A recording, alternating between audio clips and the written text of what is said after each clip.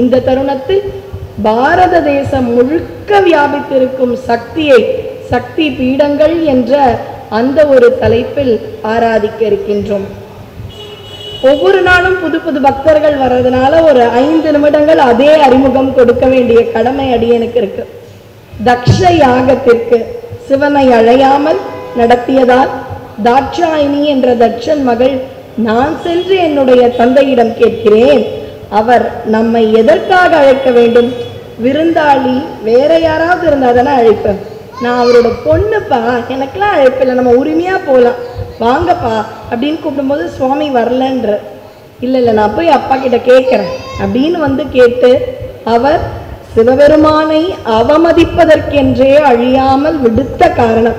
ஏன் அவமதிக்கணும்? இதெல்லாம் நம்ம ஒவ்வொரு நாளும் அனுபவிச்சோம் அந்த சரித்திரங்கள். அதனால் அறிந்து அவிர்வாகம் முதல் பெண்ணாக தந்தையிடம் உரிமை கேட்க மறுக்கப்பட்ட பெண்ணாக தாட்சாயணி இருந்தார். அதனால் யாகத்தை தடுக்க தன்னையே மாய்த்து கொண்டு அந்த யாக குண்டத்தில் விழுந்தாள். அந்த யாகத்தினை அழிக்க சிவபெருமானின் திருமுடியிலிருந்து வீரபத்ரரும் காளி தேவியும் வந்து யாகத்தை அழித்தார்கள். சிவபெருமான் வந்து தன்னுடைய மனைவியின் உடலை அப்படியே அவர் உடம்புல போட்டு ருத்ர தாண்டவம் ஆட அவளுடைய உடற்பாகங்களும் அணிகலன்களும் விழுந்த இடமெல்லாம் சக்தி பீடங்கள் என்று இன்றும் பலராலும் போற்றப்படும் தலமாக விளங்குகின்றன. சுவாமி சுதர்சனம் வைத்து திருமால் இப்படியே சுவாமியும் அம்பாலும் ஆடின்றிருந்தா உலகம் எப்பொழுது உயிர்ப்பிக்கப்படும்? அம்பாலும் சுவாமியும் இணைஞ்சிருந்தாதான், அவங்க சந்தோஷமா இருந்தாதான் உலகமும் சுபிக்ஷமா இருக்குமா, உலகத்திலையும் உயிர்கள் உற்பத்தி ஆகும். அவர்கள் இப்படி ருத்ர தாண்டவமாக இருந்தால் உலகத்தில் உயிர்கள் வரவே வராது. நம்ம அதை தெரிஞ்ச மாதிரி சொல்றேன். நீங்க எவ்வளவு பெரிய ட்ரீட்மெண்ட் வேணாலும் பண்ணலாம்.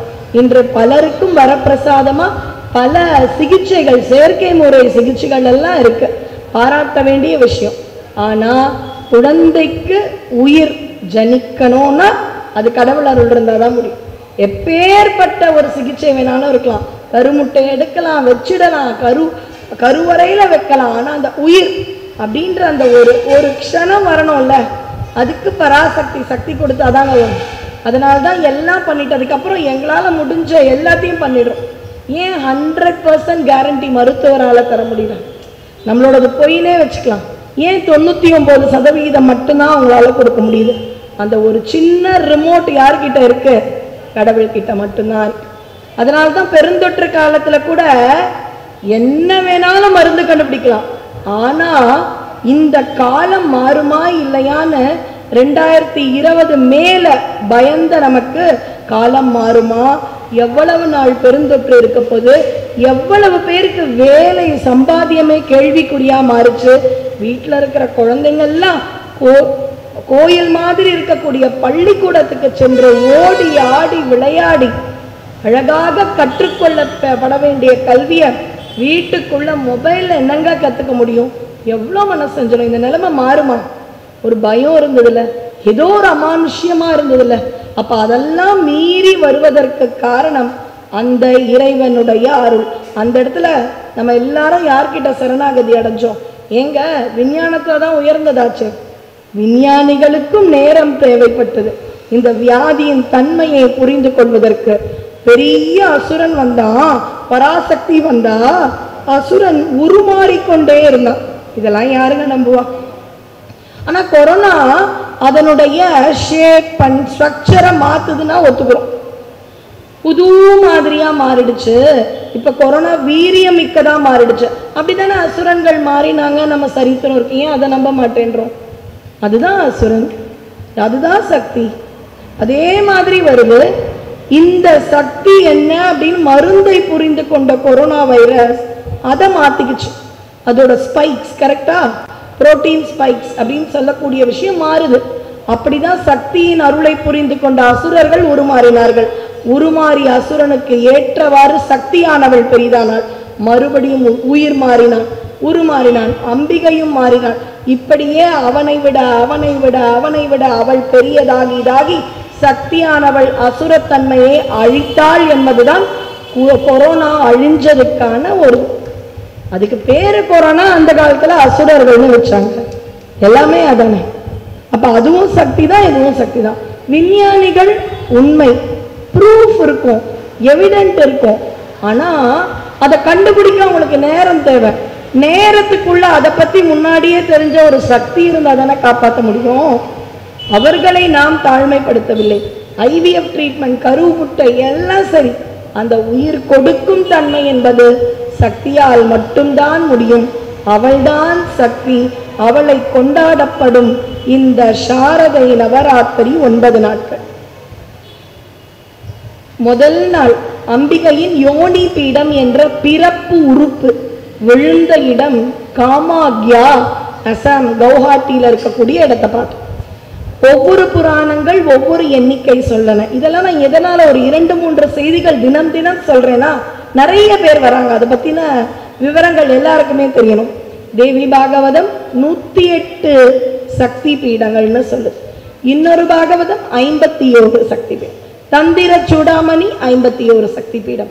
சில புராணங்கள் 64 சக்தி பீடம். காளிகா புராணங்கள் 4 சக்தி பீடம்.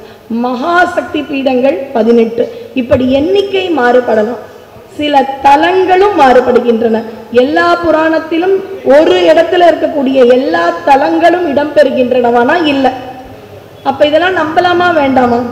நமக்கு இருக்கிற ஆயுள் காலத்துல இதை நம்பலாமா வேண்டாமான்னு உட்கார்ந்து ஆராய்ச்சி பண்றதை விட்டுட்டு, நிறைய அருளாளர்கள் பேரின்ப நிலை எக்டசின்னு வாங்க தெரியுமா, அதை அனுபவித்தார்கள் இல்லையா? அவர்கள் போன விஷயத்தில் நியாயமாக தார்மீகமாக வாழ்ந்து அம்பிகையை கொண்டாடி விட்டு போக வேண்டும் என்பதுதான் உண்மை. அதை மீறி நமக்கு அவளை ஆராய்ச்சி செய்ய வேண்டும் என்றால் அதற்கும் செய்யலாம். ஏன்னா பல பேரும் சக்தி பீடங்களை ஆராய்ச்சி செய்து புத்தக வடிவத்துல இது பண்ணிருக்காங்க. அடியேன் கூட இந்த ஒரு சக்தி பீடத்தை பண்ணும்போது ஆன்மீக நூலை மட்டும் நான் பார்க்கல. டாக்டர் அல்கா பாண்டே அப்படின்றவங்க ஒரு ஆராய்ச்சியாளர்கள், அவர்கள் எழுதினிய புத்தகத்தையும் பார்த்துட்டு தான் வரும். ஏன்னா எல்லா மாதிரியும் நம்ம அதற்கான தகவல்களை கொடுக்கணும். அதனால முதல் நாள் யோனி பீடம் காமாக்யா, அதுக்கப்புறம் அம்பிகையின் அவளுடைய நாபி தொப்புள் கொடி விழுந்த காமாட்சி உரையும் காஞ்சிபுரம், அவளுடைய இதய கமலம் விழுந்த மதுரை, அவளுடைய மேல் பல்வரிசை அல்லது இந்த இடத்துல இருக்கக்கூடிய தாடை விழுந்த இடம் காசி, அதுக்கப்புறம் கன்னியாகுமரி, பர்வதவர்தினியாக அருள் பாலிக்கும் சேது பீடம், இப்படி ஒவ்வொரு ஆலயங்களாக பார்த்துட்டு வந்தோம். நேத்திக்கு பார்த்தீங்கன்னா இந்த இந்தியாவின் கடைக்கோடி தெற்கில இருந்து 3 கடலும் கொண்டாடும் கன்னியாகுமரி குமரிக்கண்டம், அதையும் அனுபவிச்சோம். குமரி பீடம். நேற்றைய தினம் அடியேன் பார்த்தீங்கன்னா இந்தியாவின் வடக்கு கோடி ஜம்மு அண்ட் காஷ்மீர் அப்படின்ற இடத்துல அருள்பாலிக்கும் வைஷ்ணவோ தேவி, அந்த ஆலயத்தை ரசித்தோம். இன்னைக்கு நிறைவான 3 நாட்கள் நம்முடைய சரஸ்வதியை கொண்டாடும் நாட்கள். அதனால இன்று நாம் முதல்ல அங்க இருந்து ஆதிசங்கரால் வழிபாடு செய்த சாரதை பீடம் அப்படின்ற ஒரு அற்புத பீடத்தை வழிபாடு செய்து திருவாரூர் கமலை பீடம் தொடரப்பட்டு நிறைவில் மறுபடியும் ஸ்ருங்கேரி சாரதை பீடம், இதுதான் நம்முடைய இன்றைய பயணம். ஏன்னா சரஸ்வதிக்கான நாட்கள், அவளை சாரதை என்று போற்றுகின்றோம். சாரதே சாரதே வித்யாதாயினி தயானிதே சாரதே சாரதே. அதாவது ஆதிசங்கரரை ஒவ்வொரு படிகளும் கேள்வி கேட்டு அவரை சிறந்த அறிவாளின்னு ஒத்துக்கொண்டதான் சாரதை பீடம் ஜம்மு அண்ட் காஷ்மீர்.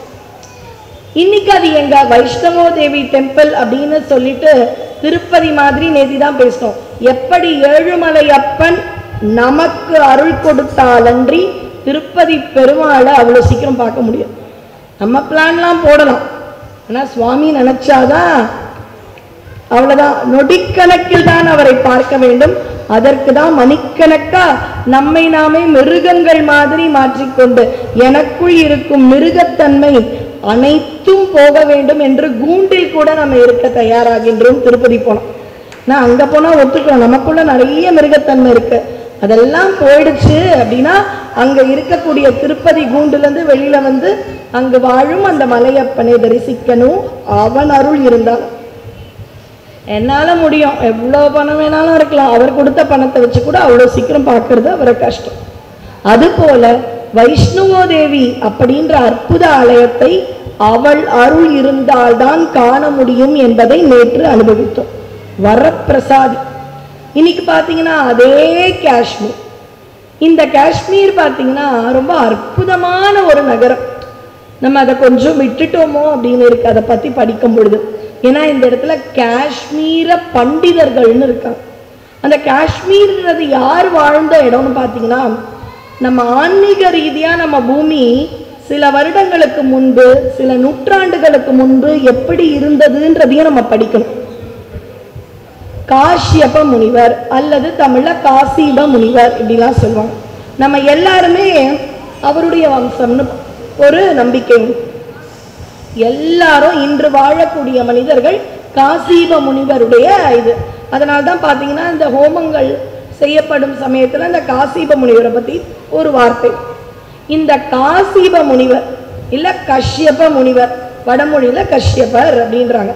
இவர் வாழ்ந்து குடிலமைத்து பல பல ஞானிகளை வச்சு ஒரு சூப்பர் டூப்பர் ரிசர்ச் சென்டரா இருந்த இடம் தான் காஷ்மீர். அவர் வாழ்ந்த இடம் காஷ்மீர். அதெல்லாம் காஷிப முனிவர் காஷ்மீர்னு மாறிச்சு. அந்த இடத்துல பார்த்தீங்கன்னா ஞானிகளா இருந்தாங்க. நீங்க போயிட்டு பழம்பெரும் காஷ்மீர்ல வாழ்ந்த பண்டிதர்களின் இமேஜஸ்ன்னு கூகுள் இருந்தா போட்டுப்பார். அன்னைக்கு வாழ்ந்த பண்டிதர்கள் பலர் மதமாற்றம் செய்யப்பட்டார். நிறைய பேர் பார்த்தீங்கன்னா வியாக்கியானங்கள் வடமொழியில எழுதினவர்கள் இருக்கிறார்கள். அவங்கெல்லாம் அதெல்லாம் ரிசர்ச் பண்ற மாதிரியான இமேஜஸ் இருக்கு. அதுதான் அப்படிப்பட்ட அற்புதமிக்க இடம்தான் இன்னைக்கு நம்ம பயந்து வாழக்கூடிய காஷ்மீர். அந்த காஷ்மீர்ல பார்த்தீங்கன்னா சாரதை அப்படின்ற அம்பிகையானவள் அங்கே அருள்பாலித்திருந்தாள். அவளை காஷ்மீர பூர்வாசினி அப்படின்னு பேரு. அப்படின்னா அவளுக்கு பூர்வீக குடியே அவளுக்கு அங்கேயா. அப்படிப்பட்ட ஒரு அற்புத ஆலயம் இருந்தது. கடல்ல இருந்து 6500 அடி உயரத்தில் இருக்கக்கூடியது சாரதை பீடம். இன்னைக்கு அம்பிகையினுடைய அருள் கிடைச்சு கொஞ்சம் பொருள் வசதி இருந்து ஆக்சிஜன் லெவல்லாம் நமக்கு மேனேஜபிளா இருந்ததுன்னா வைஷ்ணவ தேவியை பார்த்துடலாம். ஆனா காஷ்மீர்ல இருக்கிற சாரதை பீடத்தை ஆங்கிலத்தில் ஒரு வார்த்தை சொல்லுவாங்க, அன்பார்ச்சுனேட்லி நம்மளால பார்க்க முடியும். ஏன்? காலத்தின் பேரழிவு. நம்முடைய இந்தியா பாகிஸ்தான் பிரியும் பொழுது அது பாகிஸ்தான் கிட்ட போயிடுச்சு. அவ்வளவு அழகாக 4 வாயில்களை கொண்டு 64 படிகளோடு ஒவ்வொரு படிகளும் கேள்வி கேட்க கேட்க 64 கலைகளுக்கும் பதிலளித்து அந்த பீடத்தில் ஏறி இருந்தாராம் ஆதிசங்கரர். அப்படி போற்றப்பட்ட 1300 ஆண்டுகளுக்கு முந்தைய அந்த அற்புத பீடம் காலத்தால் சிதிலம் அடைந்து அடைந்து அடைந்து இமேஜ் போய் பாருங்க, ஒத்த கல்லா நிக்குது. அது எந்த இடத்துல இருக்குன்னா நீலம் அப்படின்ற பள்ளத்தாக்கு. அங்க இருந்த சரஸ்வதிக்கு நீல சரஸ்வதியின் பேர். நீல பள்ளத்தாக்கு, நீலம் வேலி அப்படின்னு சொல்றாங்க ஆங்கிலத்துல. அந்த பள்ளத்தாக்கில் இருந்த சரஸ்வதி திருக்கோயிலானது பாகிஸ்தானோட போயாச்சு. அங்க போய் நம்மளால கோயில் கட்ட முடியாத ஒரு சூழ்நிலை. இவ்வளவு ஆண்டுகள் நம்மளால எதுவுமே பண்ண முடியும். ஒரு 6 மாசத்துக்கு முன்னாடி அந்த நீலம் பள்ளத்தாக்கு இருக்கு இல்லையா, சரஸ்வதி கோயில், அதை ஒட்டி எங்க இந்திய எல்லை ஆரம்பம்னு பார்த்தாங்க. அந்த இடத்துல இருந்து ஒரு 10 கிலோமீட்டர் தள்ளி இந்திய எல்லைக்கு உட்பட்டு ஸ்ருங்கேரி சாரதா மடங்களில் இருந்து கொடுக்கப்பட்ட அற்புத பஞ்சலோக சரஸ்வதி திருமேனியை கொண்டு அந்த இடத்தில் புதிய சாரதை பீடத்தை கட்டிவிட்டார். கும்பாபிஷேகம் நடத்தப்பட்டு விட்டது. அதனால அந்த சரஸ்வதிய சாரதை பீடத்தை அங்க இருந்தானே இங்க இருந்தானே நம்ம கூப்பிட்டா அம்பாள் ஓடி வந்து அருள் பண்ணுவாளே, அதுல மாற்று கருத்துல அம்மா சாரதை ஆதிசங்கரருக்கு அருள் புரிஞ்சல, இங்க வா எனக்கும் ஞானம் கொடு. இந்த இடத்துல உன்னுடைய திருவடிகளில் தான் பல பல பண்டிதர்கள் ஆராய்ச்சி பண்ணாங்களாமேமா, எனக்கும் அருள் கொடுமா, எனக்கு அந்த புத்தியை கொடுமா, ஞானத்தை கொடுமான்னு கேட்டா அந்த சாரதை அங்கிருந்து இங்க வந்துருவா. நமக்கே நம்ம தாத்தா பாட்டிக்கெல்லாம் அன்னைக்கு மயிலாப்பூர்ல இருந்து அடையார் திருவான்மியூர் வரணும்னா ரொம்ப பெரிய விஷயமா இருக்கு. ஒரு 30 வருஷத்துக்கு முன்னாடி 29C 1ஆம் நம்பர்லாம் ஏறி தான் நாங்கள் இந்த பக்கம் இப்போ காலம் மாற மாற 2 சக்கரம் 4 சக்கரம் நமக்கு வர்றது ரொம்ப எளிதாயிடுச்சு. உலகமே பார்த்தீங்கன்னா முன்னாடி திருவான்மியூர்னு சொல்லிட்டு இருந்தோம், மயிலாப்பூர்லேருந்து இங்கே திருவான்மியூர் தான் அப்படின்னு ஆயிடுச்சு. நமக்கு எவ்வளவு இடங்கள் அவ்வளோ ரொம்ப பக்கமாக இருக்கும். நீங்கள் யோசிச்சு பார்த்தீங்கன்னா நிறைய இடங்கள் அப்படியே அந்த தொலைவுகள் குறுகி விட்டன, அந்த அளவு எல்லாம் வளர்ச்சி அடைந்து விட்டது. அதனால அம்பாளை கூப்பிட்டா நமக்கே எவ்வளோ எளிமைனா அவள் ஓடி வந்துட மாட்டானா, நம்ம கூப்பிட்டா வந்துடலாம். அந்த இடத்துல தான் நீலம் புராணம், சிவபுராணம், சிவசூத்திரம், இப்படி பல பல அற்புத புத்தகங்கள் ஆராய்ச்சி செய்து இயற்றப்பட்ட இடமா. எப்பேற்பட்ட இடம் பாருங்களேன், எப்படி ஆயிடுச்சுன்னு வருத்தப்படலாம் ஒரு பக்கம். இன்னொரு பக்கம் அது எப்பேற்பட்ட இடம், அதனால்தான் 50-70 வருஷங்கள் எதுவும் இல்லைனாலும் மறுபடியும் நின்றுச்சு அந்த இடம். அதனுடைய ஆற்றல், அந்த இடத்தில் இருந்த ஞானம், சக்தி அந்த இடத்தை மறுபடியும் மேலெழும்ப விட்டது அப்படின்னு நினைக்கலாம்.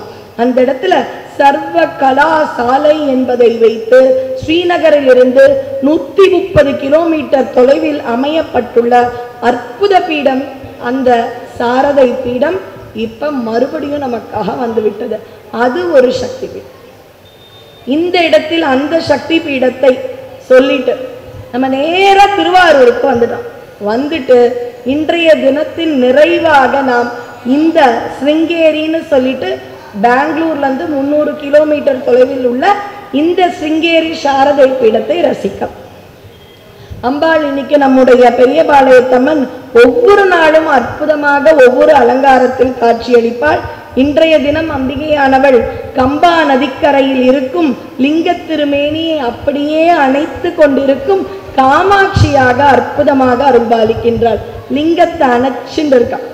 அன்னைக்கு கூட சொன்னோம் இல்லையா, அம்பாளுடைய அந்த அணைப்பு எங்க வெள்ளம் வந்து மண்ணாலான லிங்கம், அவள் போற்றின அந்த லிங்கம் கரைந்து விடக்கூடாதுன்னு அணைத்து கொண்டாளாம்.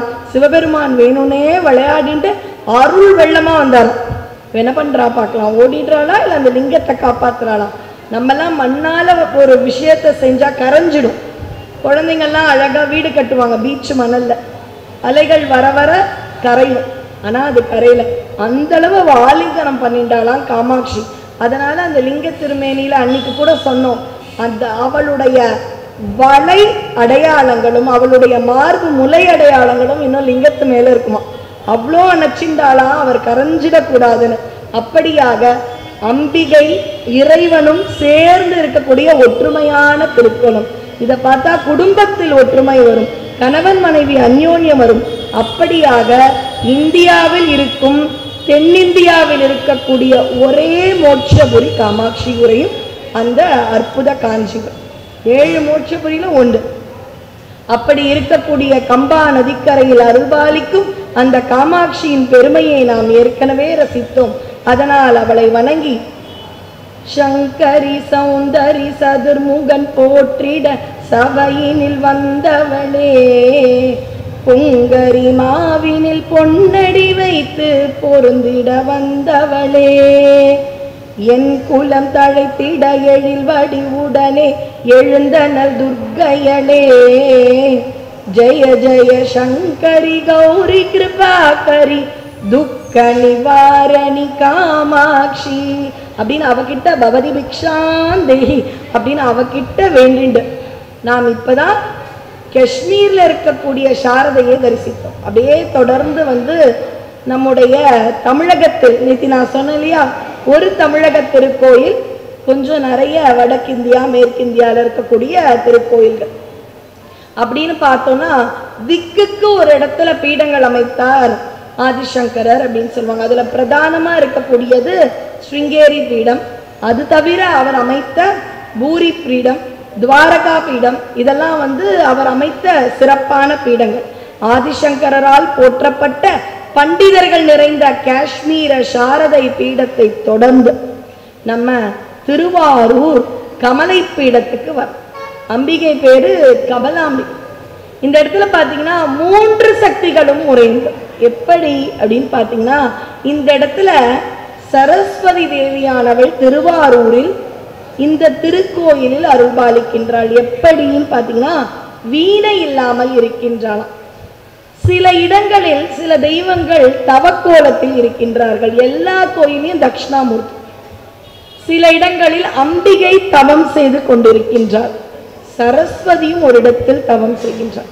ஏன் இந்த மாதிரி தவம் செய்கிற கோலம் பல கோயில்களில்? தெய்வங்களாக இருந்தாலும் அவர்கள் தங்கள் தவ வலிமையை ஏற்றிக்கொண்டே இருந்தால்தான் அவர்களுடைய அருள் என்பது இருக்கும். நான் தெய்வமாகி விட்டேன் அப்படின்ற தலைகணம் தெய்வத்துக்கும் கூட, அவங்களும் தவம் செய்து கொண்டே இருக்க வேண்டும். அப்ப நமக்கும் தவம் என்பதை நேற்று நம்ம எல்லாருமே பார்த்தீங்கன்னா அதிகாலை பிரம்ம முகூர்த்த பூஜையை பத்தி நம்ம பேசினோம். நேற்று பிரம்ம முகூர்த்தத்தில் நமக்கு ஈஸியா சிக்னல் கிடைக்கும். சாயந்தரத்துல சிக்னல் நானும் போடுவேன், நீங்களும் போடுவீங்க. சிக்னல் பிரச்சனை இருக்கும், ஆனால் காலையில சிக்னல் ஃப்ரீயா இருக்கும். பிரபஞ்சம் கேட்கறத எளிமையா கொடுத்துடக்கூடிய பிரம்ம முகூர்த்தத்தில் முடிந்தால் குளித்து விட்டு, முடியவில்லையா பல் துலக்கி முகம் கழுவி அழகாக நம்முடைய பூஜை அறையில் ஒரு விளக்கேற்றி வைத்து அம்பிகைக்கு துதிப்பாடல் ஒரு 5 நிமிஷம் பாடிட்டு 10 நிமிஷம் தவம் பண்ணுங்க. இந்த 15 நிமிட வழிபாடு ஒரு 48 நாள் ஏதாவது ஒன்றை வைத்து பண்ணுங்கள். அதனுடைய மாற்றத்தை நீங்களே என்னை பார்த்தா சொல்ல. இதை நான் சொல்லல, இதை அட்வர்டைஸ் பண்ணல, இந்த ஒரு விதமான வழிபாடை நான் மார்க்கெட்டிங்கும் பண்ணல. இதை செய்யுங்கள், அதனால் கிடைக்கும் அனுகூலன். சிலர் லௌகீகமான விஷயத்துக்காக கேட்பாங்க, எனக்கு இது கிடைக்கணும், அது நிறைவேறணும். தவறில்லை, அதுவும் நம்ம சுவாமி கிட்ட தானே கேட்கணும். ஒரு பிறவின்னு வந்தா படிப்பு தேவைப்படுதுங்க, பதவி, வேலை, பணம், இதெல்லாம் ஆதாரமா இருக்கு. எனக்கு எதுவுமே ஆர்வம் இல்லைன்னு இருக்க முடியாது இந்த உலகத்துல, அதுவும் தேவை. ஒரு வயதுல கல்யாணம், ஒரு வயதில் குழந்தை, இந்த ஒரு வட்டத்தில் வாழ்ந்து விட்டு தானே அடுத்த வட்டத்துக்கே எடுத்துக்கணும். இல்லை நான் அடுத்த வட்டத்துக்கே டமால்னு குதிப்பேன்னா நடுவில் ஏதாவது வழிக்கு விழுந்துடும். அப்ப இந்த வட்டத்தில் எல்லாத்தையும் நிரம்ப அனுபவித்து விட்டு அடுத்த வட்டத்துக்கு போகணும். அது மாதிரி உலகியல் ரீதியான வரங்களாகவும் இருக்கலாம். இல்லை எதுவும் வேண்டாம், என் மனத்தில் எந்த ஒரு இறுக்கமும் சஞ்சலமும் இருக்கக்கூடாது. தெளிந்த நீரோடை மாதிரி எப்பவும் இறை அனுபவத்தை நான் ரசிக்க வேண்டும் என்ற அந்த மேலான ஒரு அற்புத ஒரு வேண்டுதலாக இருந்தாலும் சரி, அந்த அதிகாலை பிரம்ம முகூர்த்த வழிபாடு உங்களுக்கு பதில் சொல்லும். இது உண்மை. சரி, இப்ப நம்முடைய கமலை பீடத்துக்கு வர. கமலை அப்படின்னாலே பொதுவாக வைணவ தாமரை, அதாவது வைணவத்தில் இருக்கக்கூடிய ஒரு நம்பிக்கை லக்ஷ்மி. மலராள் அப்படின்னாலே அதுக்கு லக்ஷ்மி தான் பேர். ஒரு அழகான பாட்டு உண்டு, என்ன அப்படின்னா, மாமலராள் நோக்குண்டாம். இது பிள்ளையார் பாட்டு. எந்த இடத்துல வருது? வாக்குண்டாம் நல்ல மனமுண்டாம் மாமலராள் நோக்குண்டாம். எந்த மாமலராள்ங்க எனக்கு புரியல. பிள்ளையார வழிபட்டா செந்தாமரை மீது அருள்பாலிக்கும் லக்ஷ்மி கடாட்சமும் உண்டு. பாரதி பாடினது போல வெள்ளை தாமரை பூவில் இருப்பாள், அந்த சரஸ்வதியினுடைய கடாட்சமும் உண்டு. ஆக மொத்தத்தில் இந்த தாமரை மலர் மீது இருக்கும் கலைமகள் அலைமகள் இருவரின் நோக்கும் நமக்கு ஒருங்கே கிடைக்கும். அதுதான் நம்முடைய தடைகளை தகர்க்கும் கணபதி வழிபாடு. வாக்குண்டா, முதல்ல பேச கத்துக்கும். சொல்லுவாங்க, அப்பா நீ போய் ஏதாவது சொன்னாலே பிரச்சனையா ஆயிடுதுன்னா, சில பேர் இல்லையே நான் சாதாரணமாக தான் அந்த விஷயத்தை கன்வே பண்ணேன், கம்யூனிகேட் பண்ணேன். இன்னைக்கு பெரிய பெரிய நிறுவனங்கள் எல்லாமே கம்யூனிகேஷன் ஸ்கில் அப்படின்ற ஒரு ட்ரைனிங் வைக்கிறாங்க மேலை நாட்டு. அந்த கம்யூனிகேஷன் ஸ்கில் அவசியமான அவசியம். ஆனா நம்ம புராணத்துல ஆஞ்சநேய சுவாமி மாதிரி கம்யூனிகேஷன் ஸ்கில்ல எஃபெக்டான பர்சன் யாருமே இல்லை. திருவள்ளுவர் சொல்ற மாதிரி சொல்லல் வல்லல் சோர்வில நஞ்சான் அவனை இகழ் வல்லல் யாருக்கும் அரிது. அப்படி ஒரு சொல்லாற்றல் இருந்தால் உலகத்தில் யாரும் அவரை எளிமையாக வெல்ல முடியாது. அரசனுக்கு இருக்கோ இல்லையோ, தூதுவருக்கு ரொம்ப முக்கியம். ஒரு நாட்டுல இருந்து இன்னொரு நாட்டுக்கு போய் தூதுவரா போறாங்களே, அவங்களுக்கு அந்த கம்யூனிகேஷன் அப்படின்ற வாக்கு திறமை மிக மிக முக்கியம். அதனால இந்த திரு ஆரூர் அப்படின்னாலே திரு என்பது லக்ஷ்மி. அந்த திரு என்றால் லக்ஷ்மி கடாட்சம் வந்துவிடும். அடுத்தது அங்கு இருப்பது சக்தி ஸ்வரூபணியாக இருக்கக்கூடிய அம்பிகை. சரி, அப்ப லக்ஷ்மியினுடைய அருளும் திரு ஆரூரில் உண்டு. திருநாளே செல்வம், லக்ஷ்மி, அழகு, இதான எங்க பொருள். அங்க இருக்கிறது அம்பிகை. அவள் மலைமகள். அடுத்தது கலைமகள் என்ற சரஸ்வதி தேவியானவள் இந்த திருவாரூரில் இருக்கும் கோயிலில் அருள்பாலிக்கின்றாள். வீணை இல்லாமல் தவக்கோலத்தில் அவளும் அங்க தவம் பண்ணிட்டு இருக்கான். இப்ப இதெல்லாம் எனக்கு என்ன புரிஞ்சுக்கணும், நம்ம கூட தவம் பண்ணணும். சாக்ஷா சரஸ்வதி தேவியே தவம் பண்றா, சரஸ்வதி தேவியே புத்தகம் வச்சுருக்கா. அப்ப நம்ம ரெஃபரன்ஸ்க்கு புத்தகம் வச்சுட்டா தப்பு இல்லையே. அவள் தான் சொல்லுகின்றாள், கற்றது கைமண்ணளவு கல்லாதது உலகளவு. என்னைக்கும் நம்ம எல்லாத்தையும் முடிச்சிட்டோன்ற தலைகணம் வேண்டாம். இது மாதிரியான அற்புத விஷயங்களை நமக்கு யார் சொல்லிக் கொடுக்கிறாள்? அந்த சரஸ்வதி தேவியார். அடுத்தது நேற்று சொன்ன மாதிரி நீலோத்பலாம்பாள் அப்படின்ற ஒரு அற்புத தெய்வம் அங்க இருக்கின்றார். ரொம்ப அழகான ஒரு திருவுருவச் சிலை. எப்படி அம்பாள் ரொம்ப பிஸியா இருக்கா, கேரக்டேக்கர் போதுதான் முருகனையே பார்த்துக்கா. அந்த தோழி என்ன பண்ணுவாளா, முருகனை இடுப்புல தூக்கின்னு வச்சிருப்பா. இவ நமக்கெல்லாம் அருள் புரிந்து கொண்டே அப்படியே தடவி கொடுக்குறா முருகனை. அந்த கேரக்டேக்கர் பக்கத்திலேயே இடுப்புல கையை வச்சுட்டு உட்கார்ந்துருக்கா. இப்படி ஒரு அற்புத மூர்த்தம் இருக்கக்கூடிய தலங்கள். பிரம்மாண்டம் அப்படின்ற ஒரு வார்த்தை இன்னைக்கு உண்டு. சிலருடைய திரைப்படங்கள் பிரம்மாண்டமாக இருக்கிறது அப்படின்னு கொண்டாடுறோம். அவர்களுடைய திறமையை நான் மட்டுப்படுத்தி எதுவுமே சொல்ல. ஆனா இந்த பிரம்மாண்டம் அப்படின்றதுக்கு ஆங்கிலத்துல ஒரு வார்த்தை சொல்லுவாங்க, டெஃபினிஷன் அப்படின்வாங்க. இந்த பிரம்மாண்டம் அப்படின்றதுக்கு டெஃபினிஷன் என்ன தெரியுமா? திருவாரூர். அவ்வளவுதான். அந்த கோயிலுக்கு பேரு, ஊருக்கு பேரு வேற, கோயிலுக்கு பேரு வேற. ஊருக்கு பேரு திருவாரூர், கோயிலுக்கு பேரு பூங்கோயில். இந்த திருக்கோயிலில் இருக்கும் வீதி விடங்கர், 7 விடங்க தலங்கள்.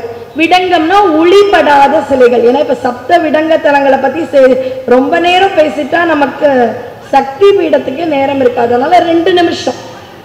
வீதி விடங்கர்னு பேரு. அது என்னங்க விடங்கர்? உளிப்பட்டு செதுக்கினால் டங்கு டங்குன்னு சவுண்டு கேட்கும், டங்கம். விடங்கம் அப்படின்னா உளிப்படாமல் தான் தோன்றியாக வந்தவருக்கு விடங்கம்னு பேர். இப்ப இன்னொரு விஷயம், 63 நாயன்மார்கள் எந்தெந்த திருக்கோயில்களில் இருக்கின்றார்களோ முதல்ல சுந்தரர்ல இருந்து ஆரம்பிப்பாங்க. அவருக்கு முன்னாடி ஒரு பிள்ளையார் இருப்பார். நீங்க வேணா பாருங்க. அந்த பிள்ளையார் பேரு பொல்லா பிள்ளையார்னு.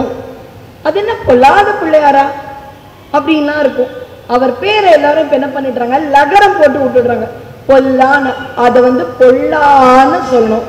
இல்லு லகரம் பொல்லா அப்படின்னு சொல்றாங்க. அப்படின்னா என்னன்னா, பொல்லாத பிள்ளையார்னா உளிப்படாத பிள்ளையார் என்று பொருள். அப்படி உளிப்படாத பிள்ளையார்னா திருநாரையூர் அப்படின்ற இடத்துல திருமுறை கண்டெடுத்த பிள்ளையார். இது எதுக்கு சொன்னா, வீதி விடங்கரை பத்தி சொன்னதுனால அது ஒரு செய்தியாக சொன்னேன். இனிமே எந்த திருக்கோயில் போய் 63 நாயன்மார்களை தரிசிக்கும் முன்பு இருக்கும் பொல்லா பிள்ளையாரை பாருங்க. அப்படின்னா உளிப்படாத பிள்ளையார். அவர் தான் அதி அற்புத சக்தியோடு எங்க இருக்கு திருமுறைன்றத ஒரு 2 நூற்றாண்டு கடந்து நமக்காக கொடுக்கிறார். சரி, பிரம்மாண்டம். எதெல்லாம் பிரம்மாண்டம்? காசிக்கு பிறகு நம்ம சொல்லணும்னா மூர்த்தி, தலம், தீர்த்தம் 3மே பிரம்ம. அங்க எப்படி கங்கை நதியை விட ஏதாவது பிரம்மாண்டம் உண்டானா இந்த குளத்துல பிரம்மாண்டம். கமலாலயம்ன்ற குளத்தோட பிரம்மாண்டம் உண்டா? அவ்வளவு பெரிய குளம். அந்த குளத்துல எல்லாம் தெப்ப உற்சவம் ஒரு தடவை பார்க்க போயிட்டோம். அவர் ஒரு ரவுண்ட் அடிச்சுட்டு வரவே 1 hour ஆகும்.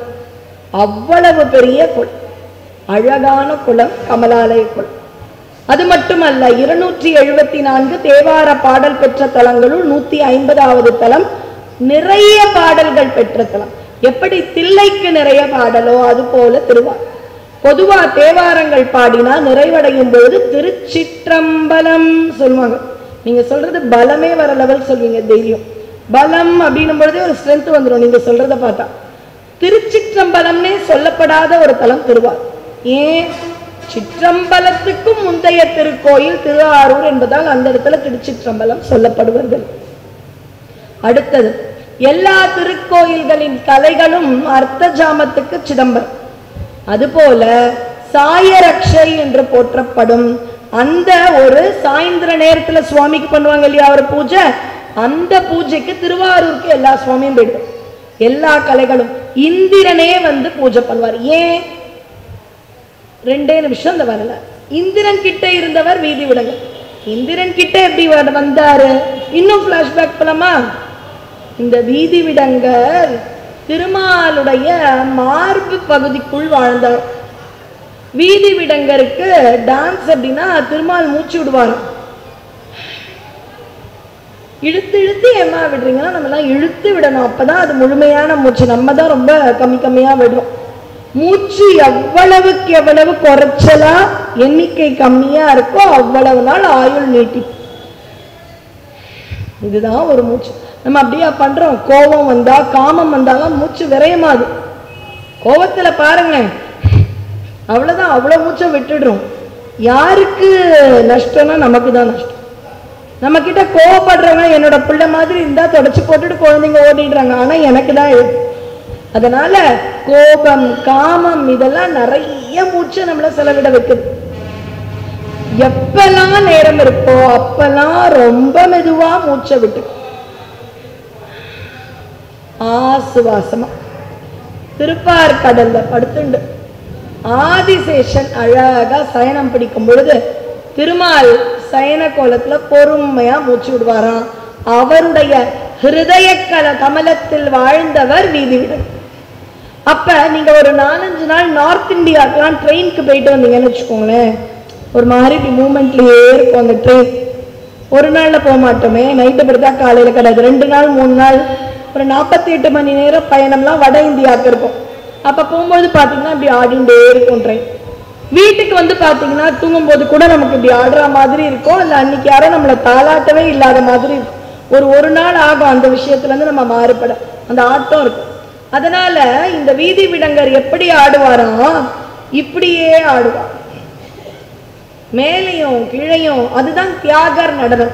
எந்த இடத்துல எல்லாம் வீதி விடங்கர் இருக்காரோ அவர் பேர், அதாவது இந்த தியாகர் இருக்கின்றாரோ அங்கெல்லாம் விடங்கம் இருக்குன்னு 7 திருக்கோயில். சரி, சுவாமி மனசுல வச்சு ஆராதிச்சார் யாரு? நம்முடைய திருமால். அப்படியே அவருடைய வயிறு மேலெழும்பும் கீழ் மேலெழும்பும் கீழ் அந்த நடனத்திலேயே ஆடுவார். யாரு? தியாகர். அவர்கிட்ட இருந்து மானசீகமா இந்திரன் கிட்ட போனார். இந்திரன் கிட்ட போயாச்சா? இந்திரன் வந்து அவ்வளவு அழகா அதை பூஜை செய். யார? வீதி விடுங்க. அவ்வளவு சிறப்பு பூஜை. சாயந்திரமான இந்த இடத்திற்கு முசுக்குந்த சக்கரவர்த்தி விருந்தாளியா வரார். ஏன்னா தெய்வயானை திருமணத்தை முசுக்குந்த சக்கரவர்த்தி ரொம்ப அழகா நடத்தி கொடுத்தார் இந்திரனுக்கு. ஏன் இந்திரனால நடக்க முடியல? சூரசம்பாரம் நிறைவடைந்த உடனே நமக்கு எப்படி சுதந்திர இந்தியாவிலிருந்து குடியரசு இந்தியா வரத்துக்கு 2 வருஷம் தேவைப்பட்டது, அது மாதிரி பல யுகங்கள் அந்த சூரபதுமன் ஆட்சியில் இருந்ததால் தேவேந்திரனுக்கு எல்லாத்தையும் செட்டில் பண்ண டைம் தேவைப்பட்டது. டு கம் பேக் அப்படின்றதுக்கு அவனுக்கு நாள் தேவைப்பட்டது. அதுக்குள்ள கல்யாணத்தை உடனே முடிக்கணும். என்ன அவசரம் இல்லையே? அதை ஜெயித்து கொடுத்த நாயகனுக்கு உடனே பரிசு கொடுக்க வேண்டாமா? அதனால தெய்வயானையை உடனே முருகப்பெருமானுக்கு கொடுக்கணும்ன்ற ஆசை. அதனால கரூரில் வாழ்ந்த சோழ மன்னன் முசுக்குந்த சக்கரவர்த்தி, ஆங்கிலத்துல சொல்லணும்னா ஆன் பிஹாஃப் ஆஃப் இந்திரன், எல்லா அரேஞ்ச்மெண்ட்ஸும் பண்ணி திருப்பரங்குன்றத்தில் விமரிசையா திருமணம் நடத்தினார். பெரிய புராணத்துல ஒரு வரியில சொன்ன உங்க எல்லாருக்கும் விளங்கி இருக்கும். இந்த முசுக்குந்தன் யார்? கைலாயத்தில் வாழ்ந்த குரங்கு. கைலாயத்தில் இருந்த வில்வ மரத்தில் இருந்த குரங்கு பார்வதியும் பரமேஸ்வரனும் மரத்துக்கடியில ஏதோ முக்கியமா பேசும் பொழுது குரங்கு கையில பூமால இருந்தா சும்மா இருக்காது, வில்வத்தை பிச்சு பிச்சு பிச்சு போட்டு அம்பாளுடைய கோப பார்வையால் ஒரு பார்வை அந்த குரங்கை மாமன்னனாக்கிய. ஆனா அவன் ரொம்ப தெளிவா சொல்லிட்டார், மாமன்னன் முகத்தை மட்டும் குரங்கு மாதிரியே வச்சிருங்க, அப்பதான் ஞாபகம் இருக்கும் நான் கைலாயத்துல இருந்து வந்தவன், இல்லைன்னா நிறைய பாவம் பண்ணி இங்கேயே இருந்துருவேன். அதனால முகம் குரங்கு மாதிரி இருக்கட்டும். என்ன மாதிரி இருக்கிற நிறைய பேர் குரங்கு மாதிரி இருக்கிற முகத்தை அழகா மாத்திக்க முயற்சிப்பாங்க. அவருக்கு முகமே குரங்கு மாதிரி இருக்கணும்னு வேண்டி வாங்கிட்டு அப்படி வாங்கி கொண்டு வந்த முசுக்குந்தன் தெய்வயானை திருமணத்தை சிறப்பாக நடத்தி வைக்க இந்திரனால் அங்கு விருந்தினராக செய்கின்றான். விருந்தெல்லாம் முடிஞ்ச பிறகு என்ன வேணாலும் கேளுங்கன்றத நிறைய பேர்கிட்ட கேட்கக்கூடாது. கேட்டுட்டார் இந்திரன். இவருக்கு ரொம்ப ஆசையா இருந்த அந்த வீதி விடங்கரை தரீங்களான்னு கேட்டு, எது கேட்கக்கூடாதோ அது கேட்கப்பட்டு விட்டது. ஆனா வாக்கு கொடுத்துட்டாரு இல்லையா, சரி எடுத்துக்கோங்க, நாளைக்கு கிளம்பும் பொழுது ரிட்டர்ன் கிஃப்ட் கொடுத்துடுறோம். சரி, அங்க இருந்துதான் ரிட்டர்ன் கிஃப்ட். இப்ப கல்யாணம் கிரகப்பிரவேசம் எல்லாத்துலயுமே பாத்தீங்கன்னா இந்த ரிட்டர்ன் கிஃப்ட்ன்றது ரொம்பவே நல்லா இருக்கு. இது குறை அல்ல, நானும் பெரிய ஞானி அல்ல. ஆனா இப்ப இந்த நவராத்திரி நாட்களில் ஒரு விஷயத்தை அடியேன் பார்த்தா அதை உங்களோட சொல்லிக்க.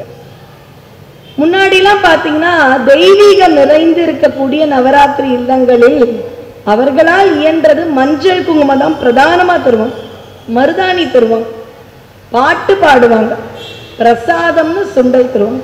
ஆனா இன்று பார்த்தீர்கள் என்றால் செல்வ கடாட்சம் நம்ம ஊர்ல நல்லா இருக்கு.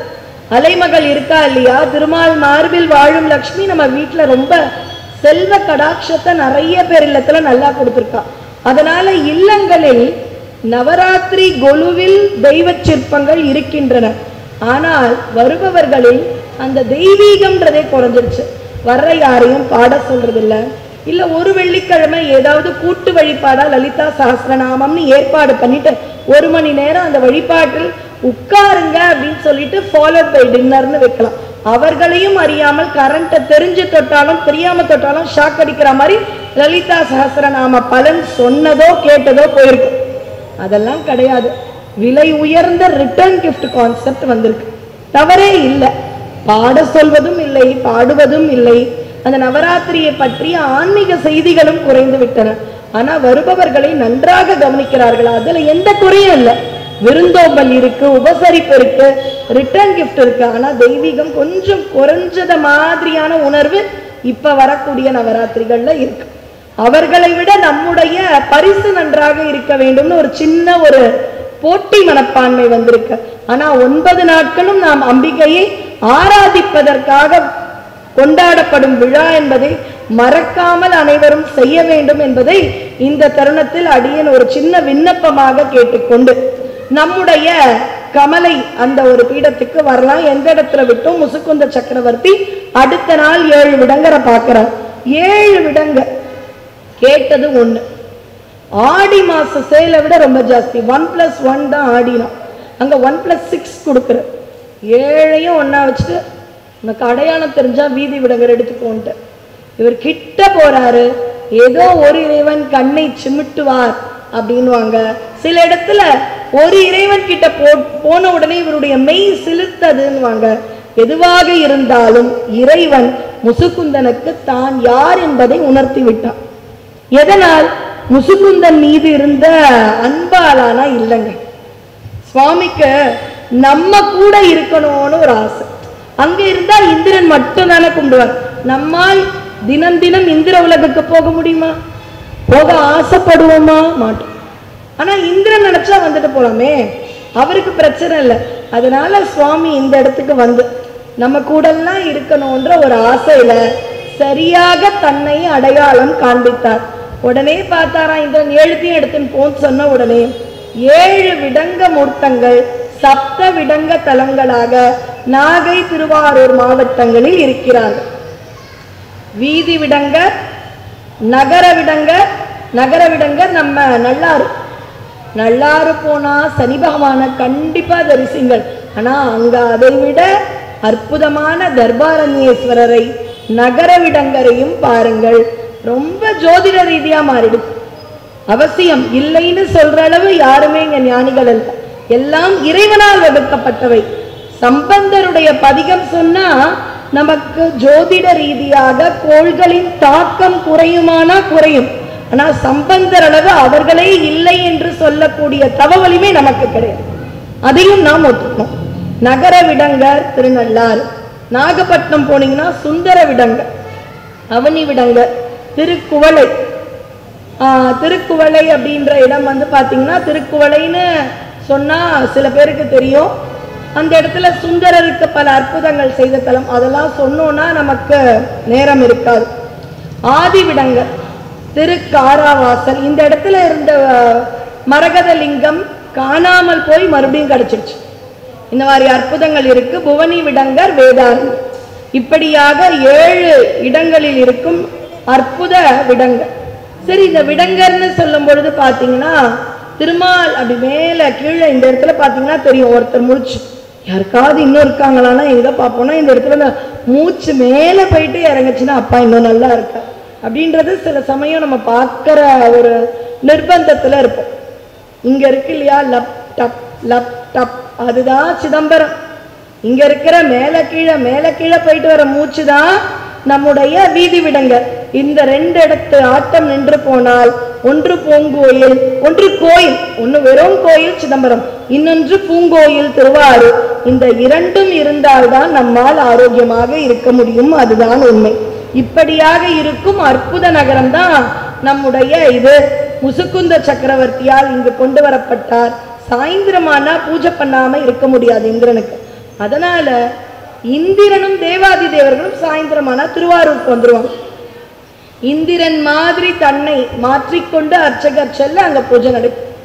அழகான ஒரு விஷயம், நித்திய பிரதோஷ தலம்னு பேர். தினம் தினம் பிரதோஷ மாதிரி ஆராதனை நடக்கக்கூடிய அற்புத இடம் திருவாரூர். இன்னைக்கும் பாத்தீங்கன்னா ஒரு நாளாவது இந்த கிழக்கு வாசல் வழியா இந்த வீதி விடங்கர் வரட்டும், அவரை எப்படியாவது பக்தியில மயக்கி இந்திர உலகம் எடுத்துன்னு போயிடணும்னு கிழக்கு வாசல் வழியா வெயிட் பண்றாராம் இந்திரன். ஆனா சுவாமி பவனிக்கு அந்த பக்கம் போறதுல வேற பக்கமா போயிடுறாரு.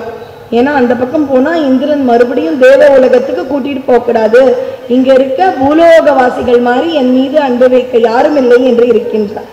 கமலமுனி சித்தர் அவருடைய அந்த ஜீவ சமாதி இருக்கக்கூடிய இடம் நம்முடைய திருவாரூர்.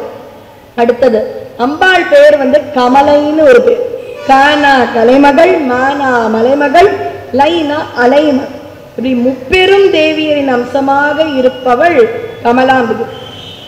கமலாம்பிகை அமர்ந்திருக்கக்கூடிய ஒரு அற்புதமான ஒரு வேற மாதிரி உட்கார்ந்துட்டு இருக்க.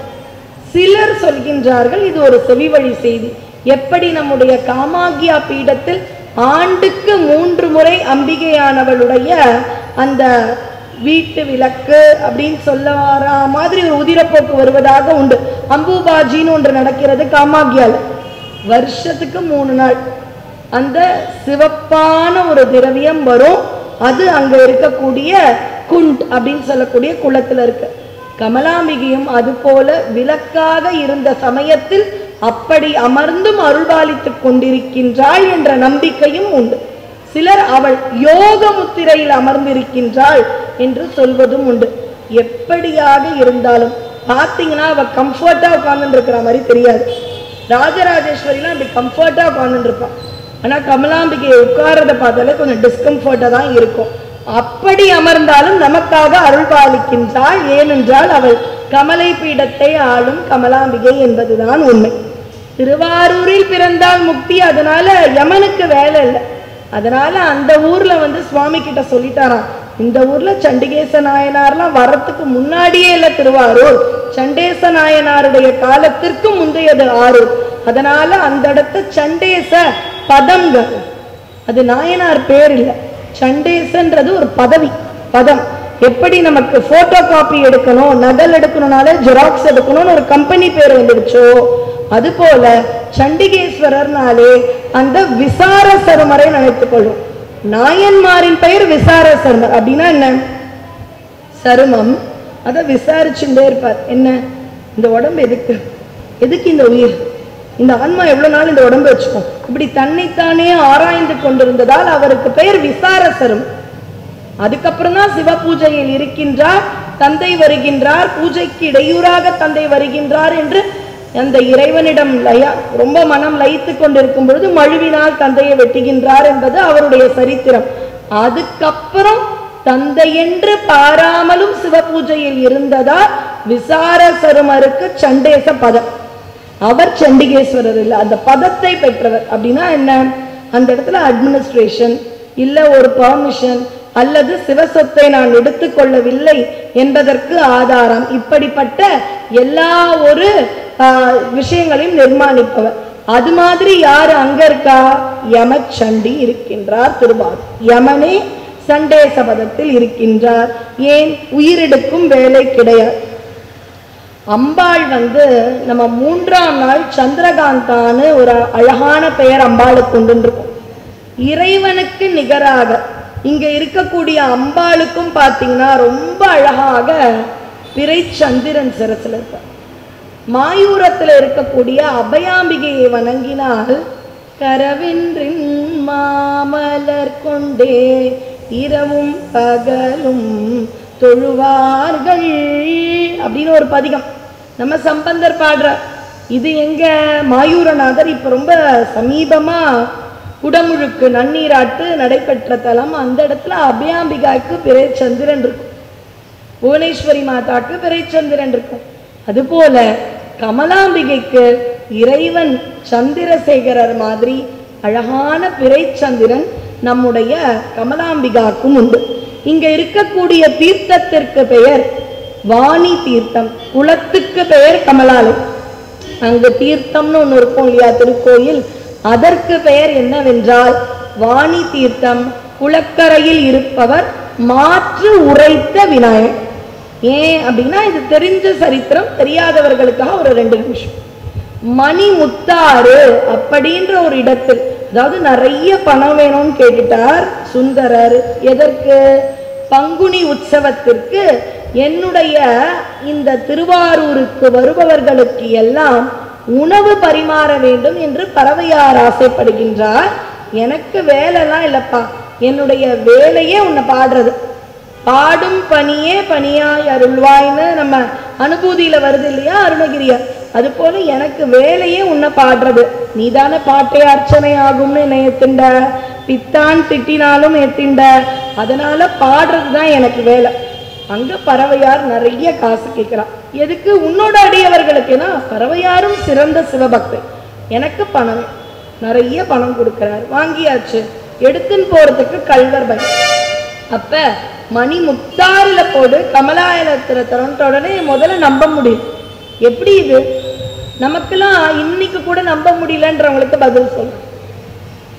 ஒரு 30 வருஷம் உங்க அப்பா அக்கௌண்ட்ல இருந்து உங்க அக்கௌண்ட்டுக்கு வரணும்னா செக்குன்னு ஒன்று எழுதணும்.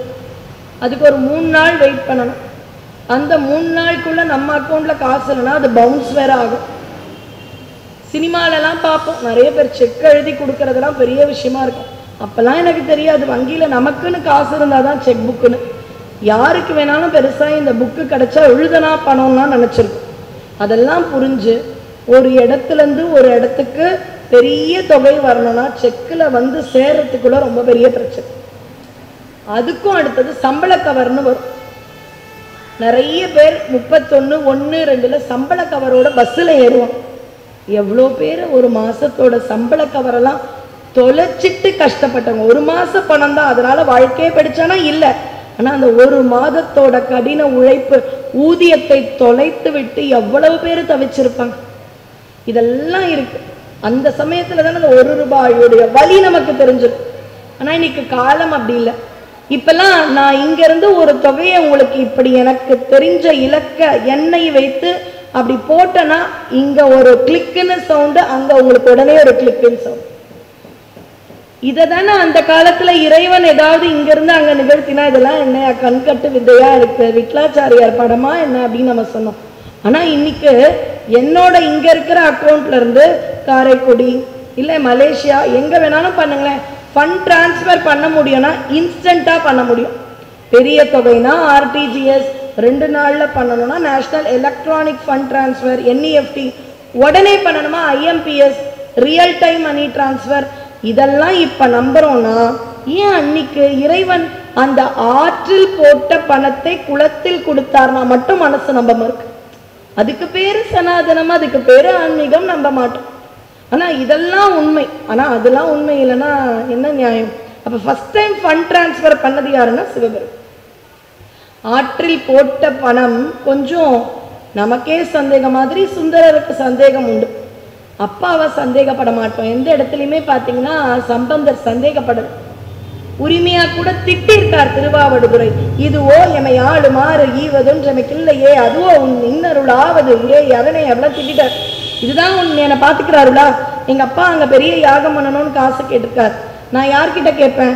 இடறினும் தளறினும் எனதுரு நோய் தொடரினும் உனக்கள் தொழுதெழுவேன் அப்படின்னு கெஞ்சறார், கோபப்படுறார். அப்பா கிட்ட அப்படி பேச. ஆனா அப்பா உனக்கு காசு தரேன்டா, உனக்கு ஃபீஸ் கட்டுறேன்டா, அப்பாவுக்கு நாளைக்கு பணம் வந்துடும்டான்னு உண்மையான அப்பா சொல்லும் பொழுது ஏமாத்திட்டு ஓட மாட்டேன்னு கேட்க மாட்டோம். யாருமே அப்படி கேட்க மாட்டோம். அடுத்தது அப்பர் சுவாமிகளும் சுவாமி எங்கேயுமே சந்தேகப்படலை. ஏன்னா முதலாளி. ஆனா சுந்தரர் ஃப்ரெண்டு. நம்ம ஃப்ரெண்டு வந்து இது மாதிரி பண்றேன்டா கவலைப்படாதன்றா சொல்லலாம். ஆனா வராம போயிடாண்டே ஏமாத்திட மாட்டியே அப்படின்றதுலாம் நம்ம சக மார்க்கத்துல நினைக்கிற ஒரு தன்மை. அந்த சக மார்க்கத்து தன்மை சுந்தரருக்கு சுவாமி மேல. நீ சொல்றன்னு நம்பி கொடுத்த காசை பறவையாருக்கு கொடுக்கணும், மணிமுத்தாறுல போடுறேன், எல்லாம் கரெக்டா வந்துருமா? கமலாலய குளத்துல ஆத்துல போட்டு ஆத்துல வரும்னா கூட நம்புவேன், ஆத்துல போட்டு குளத்துல வரும்ன்ற எப்படி நம்புறது? இரு, நான் எதுக்கும் ஒரு காசை வச்சுக்கிறேன். எதுக்கு? இது சாம்பிளான்னு பார்க்க போறேன். என்ன சாம்பிளா பார்ப்பேன்? எக்ஸ்சேஞ்ச் ரேட் எனக்கு இதுவே வேணும். ஏன்னா தினம் தினம் பார்த்தீங்கன்னா மும்பை மார்க்கெட்ல அந்த எக்ஸ்சேஞ்சோடைய ரேட் மாறும். இன்னைக்கு 85 ரூபா 8 பைசானா நாளைக்கு 84 ரூபா. மார்க்கெட் நல்லா இருந்தா அவங்க ஃபிக்ஸ் பண்ற ரேட். இவர் சொல்லிட்டாரு, இது பேர் இதே ரேட் வேணும், அடுத்த நாள் நான் போய் எடுக்கிறதுக்குள்ள ரேட்டை குறைச்சிடாத, வேல்யூ குறைச்சிடாது, அப்போ ஒன்று எடுத்துக்கிறேன் அப்படின்னு அதுக்காக ஒரு சாம்பிள் வச்சுட்டார். அங்கே கிடைக்குது கமலாலய குளத்துல. ஊரே சிரிக்கிறாங்க, பறவையார் சிரிக்கிறாங்க. என்னங்க சொல்றீங்க? ஆத்துல போட்டு குளத்துல தேடலாமா? இல்லை இல்லை கிடைக்கும்ன்றாரு. கிடைக்குது. கிடைச்ச உடனே சந்தோஷம் இல்லை, அதே எக்ஸ்சேஞ்ச் ரேட்டா அப்படின்னு இருக்கணும்னு பொழுது நல்லா தொப்பையும் தொந்தியுமா உடைய பிடிச்சுன்னு ஒருத்தர் வராரு. யாரு அப்படின்னா, நான் தான் பொற்கொள்ளர், உங்களுக்கு மாற்றுரைச்சு பார்க்கட்டுமா அப்படின்னு கேட்டு, ஆமா ஆமா அதுல இருக்கிற பணத்துடைய மாற்றும் நீங்க வச்சுக்கிற மாற்றும் ஒத்து போகுது அப்படின்னு சொன்னதால கமலாலய குளத்தின் ஒரு புறத்தில் இன்றும் மாற்றுரைத்த கணபதி ஒருத்தர் இருக்கு. இது மாதிரி திருவாரூர் பெருமை அப்படின்றத நம்ம சொல்லிக்கொண்டே போகலாம். இப்படி சந்திர சூடாமணியாக கேட்டவருக்கு கேட்ட அருளை தரும் கமலாம்பிகை. முன்பு சொன்னது போல பிரம்மாண்டம் அப்படின்னா பூங்கோயில். அப்படி என்னங்க பிரம்மாண்டம்? 9 ராஜகோபுரம், 80 விமானங்கள். கோயிலை சுத்தி வந்தாலே, ஒரு நாளைக்கு ஒரு தடவை கோயில் போனாலே எல்லா ஃபிட்னஸும் வந்துருவாங்க. அப்படி ஒரு கோயில் இருந்தா பயங்கர எக்ஸசைஸ், அவ்வளவுதான், எதுவுமே வேண்டாம். தினம் ஒரு தடவை கோயில் நீட்டா இருக்கலாம். 80 விமானங்கள், 12 பெரிய மதில்கள், 13 மிக பெரிய மண்டபங்கள், தேவாசிரிய மண்டபம் உள்பட 15 கீர்த்த கிணறுங்கள், 3 நந்தவனங்கள், 100க்கும் மேற்பட்ட சன்னதிகள், சுமார் 86 விநாயகர். இப்படி இருக்கக்கூடிய அற்புதமான ஒரு கோயில்னா திருவாரூர். இங்க மரகத லிங்கம் உண்டு. மரகத லிங்கத்துக்கு அபிஷேகம் நடைபெறும். அது ரொம்ப விமரிசையாக நடைபெறும். இப்படியாக கமலை பீடம் திரு ஆரூரில் அருள்பாலிக்கும் அந்த கமலாம்பிகை அவளை வணங்கி, ஆரூரா தியாகேசா என அவரை அழைத்து, ஆரூர் அமர்ந்த அரசே போற்றி, சீரார் திருவையாரா போற்றி என்று அவரை வணங்கி அப்படியே ஸ்ருங்கேரிக்கு போகலாம். பெங்களூர், திருவாரூர்லேருந்து பெங்களூர் போயிடலாம். அங்கேருந்து ஒரு 330 கிலோமீட்டர். ரிஷ்யஸ்ருங்கர் வாழ்ந்த ஒரு வனம் அப்படின்றான். ரிஷ்யஸ்ருங்கர் கிரி அது மாறிடுச்சு. அந்த ரிஷ்யஸ்ருங்கர் அப்படின்றது ரிஷ்ய போயிடுச்சு காலத்துல. ஸ்ருங்ககிரி அப்படியே காலத்தால வேகமா சொல்லி சொல்லி சொல்லி சொல்லி ஸ்ருங்கேரி அப்படின்னு மாறின ஒரு அற்புதமான தலம். அந்த இடத்துல பாருங்களேன், ஆதிசங்கரால் ஸ்தாபிக்கப்பட்டது என்று நாம் போடுகிறோம். ஆதிசங்கரர் சிவஸ்வரூபம், சிவ அம்சம். அவருக்கு நரசிம்மர் மீது பற்றும் உண்டு. வைணவம் சைவம்னு ரெண்டுமே இருக்கு அவருடைய வழிபாட்டு. அவர் நரசிம்மரை வணங்குகிறார். இதெல்லாம் அவருடைய வாழ்க்கை. இதெல்லாம் இருந்தாலும் அவரால் ஸ்தாபிக்கப்பட்டதாக எண்ணப்படும் 2 பெரிய மடங்கள், ஒன்று ஸ்ருங்கேரி, இன்னொன்று காஞ்சிபுரம். 2த்துல இருக்கக்கூடிய மடாதிபதிகளுடைய பேர்ல சரஸ்வதியோட பேர் தாங்க சார். ஏன் சிவசிவன் சேர்க்கக்கூடாதா? நாராயணான்னு சேர்க்கலாமே. ஆனா சரஸ்வதி ஞான கடவுள் என்பதால் அவள் பெண் தெய்வம் என்று நம்முடைய தர்மத்தில் என்றுமே இல்லை. பெருமாளுக்கு ஏற்றம் தாயாரால், சிவனுக்கு ஏற்றம் அம்பிகையால, ஞானமா சரஸ்வதி. இப்படி பெண்மையை போற்றிய, தாய்மையை போற்றிய அற்புத தேசத்தில் நம்ம வாழ. அதனாலதான் காஞ்சியில் இருக்கும் எல்லா மடாதிபதிகளுக்கும் சரஸ்வதி சரஸ்வதின்னு வரும். சந்திரசேகர சரஸ்வதி சுவாமிகள், ஜெயேந்திர சரஸ்வதி சுவாமிகள், விஜயேந்திர சரஸ்வதி சுவாமிகள், அது மாதிரி ஸ்ருங்கேரியில இருக்கக்கூடிய எல்லா மடாதிபதிக்கும் பாரதினா சரஸ்வதி. இப்படி சரஸ்வதியினுடைய அனுகிரகத்தோடு அவர்கள் இருக்கின்றார்கள். அங்கேயும் ஸ்படிகலிங்க வழிபாடு உண்டு, விநாயகர் வழிபாடு உண்டு. பிரம்மன் மண்டலமிஸ்வராக இருந்து துறவரம் பூண்டு சுரேஸ்வர் என்று முதல் அவருடைய சீடராக மாறி அவர்தான் சாரதை ஸ்ருங்கேரி மடத்தை பார்த்து கொண்டார் என்பது வர. பிரம்மாவை விட சரஸ்வதியை யாருங்க நல்லா பார்த்துக்க முடியும்? கரெக்டு தானே? மாஹிஷ்மதி அப்படின்ற ஊர். இதை நான் இதே இடத்துல ஒரு 5 வருஷத்துக்கு முன்னாடி சொல்லியிருக்கேன். ஆனால் மாஹிஷ்மதியும் அந்த சரஸ்வதியினுடைய மகாத்மியத்தையும் விட்டுட்டு என்னால் ஸ்ருங்கேரி பீடத்தை விட்டுட்டு சொல்ல முடியாது. நிறைவான நாள் நான் சாமுண்டி பீடம் வச்சிருக்கேன். ஏன்னா அன்று தான் பார்த்தீங்கன்னா விஜயதசமி அன்னைக்கு மைசூர் சாமுண்டீஸ்வரி போய் வதம் பண்ணி அந்த அம்பாரி யானை மீது ஜம்போ சவாரின்றது ரொம்ப நல்லா இருக்கும். அடியேன் ஆண்டுதோறும் அதை 3 to 5 மணி வரைக்கும் பொதிகையில் நேரடி வர்ணனை பண்ணுவேன். அவ்வளவு அழகாக வருவா சாமுண்டீஸ்வரி. அங்கே அரசர்கள் என்று பரம்பரையாக போற்றப்பட்டவர்கள் எல்லாம் அப்படி கை கூப்பி அங்கு இருக்கும் அமைச்சர்கள், முதல்வர்கள்னு அனைவருமே அப்படி சாமுண்டியை வணங்கி கொண்டிருப்பார்கள். அவள் ராஜராஜேஸ்வரியாக அங்கிருக்கும் அர்ஜுனான்ற யானை மீது ஏறி பன்னி மண்டபம், வன்னின்னு நம்ம தமிழ்ல சொல்றதா, அங்க பன்னின்னு மருவிருக்கு, அந்த பன்னி மண்டபம் சென்று அசுரனை அழித்து வெற்றியை கொடுப்பாள் என்பதால் சாமுண்டி சரித்திரம் நமக்கு விஜயதசமி அளிக்கும். நான் பெங்களூர்னு பார்த்தீங்க, ஆந்திரான்னு பார்த்தீங்கன்னா அங்கேயும் அற்புதமான நாராயணர் திருக்கோயிலும் சிவபெருமான் கோயில்களும் உண்டு. கொல்லூர் மூகாம்பிகை, சாரதை, பக்கத்திலேயே உடுப்பி, அங்கேயே சுப்பிரமணியர் திருக்கோயில், அங்கேயே பார்த்தீங்கன்னா முருதீஸ்வரர், இப்படி 2 நாள்ல வரக்கூடிய பிரம்மாண்ட திருக்கோயில்கள் மங்களூர்லேயும் உண்டு. இப்போ நம்ம பெங்களூர்லேருந்து 300 கிலோமீட்டர் கிட்ட இருக்கக்கூடிய சாரதை பீடம். சாரதைக்கு அவ எப்படி வந்தான்? கருணையான இடங்கள், அன்பான இடங்கள் இருந்தால் நம்ம வீட்லேயும் வருவான் அப்படின்ற ஒரு உண்மையை உணர்த்தும் அற்புத வரலாறு தான் சாரதை. அந்த மாஹிஷ்மதி அப்படின்ற ஒரு இடத்துல பார்த்தீங்கன்னா அவதாரமாக ஏதாவது ஒரு கடவுள் வந்தால் மற்றவர்களும் இங்கு வருவார்கள். அப்படிதான் நம்முடைய ராமாயண காலத்தில் வானரர்களாக தேவர்கள் எல்லாம் வந்தார்கள் அப்படின்றது நம்பப்படுகின்றது. இறைவனே பூமியில் இருக்க நமக்கென்ன வானுலகத்தில் வேலை என்று பரிவார தெய்வங்களும் வருவார்கள். அப்படி வந்தவள் தான் பெரியபாளையத்தம்மன். ஒரு துணை செய்தி இதை சொல்றதுனால ஞாபகத்துக்கு வருது. 8ஆம் பிறப்பாக கிருஷ்ண பகவான் பிறக்க அவளுடைய அந்த பிறந்த சிசுவை கோகுலம் விட்டு அங்கு இருக்கும் பெண் குழந்தையை எடுத்துக்கொண்டு வா என்பது தேவகி வசுதேவருக்கு வந்த அசரீர். தேவகியால பிறந்த 4 கரத்து சங்கு சக்கரத்து குழந்தைய கூட ரசிக்க முடியல. சாட்சாத் பெருமாளே பிறந்திருக்காரு.